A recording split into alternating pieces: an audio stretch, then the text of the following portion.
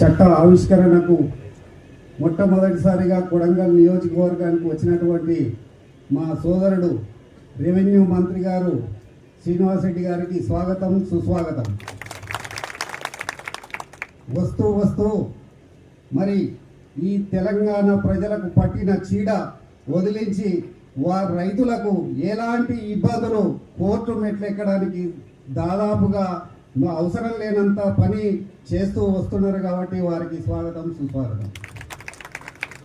అలాగే వేదిక మీద ఉన్నటువంటి మిత్రులు, ఎమ్మెల్యేలు, శాసనసభ్యులు, మరి ఉన్నతాధికారులు, వచ్చినటువంటి ప్రతి ఒక్కరికి పేరు పేరున నా యొక్క హృదయపూర్వక నమస్కారాలు.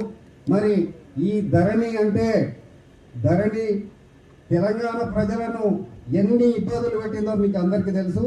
కానీ ఒక్క కుటుంబానికి మాత్రం ఆదాయాన్ని తెచ్చిపెట్టింది. ఆ కుటుంబమే కేసీఆర్ కుటుంబం.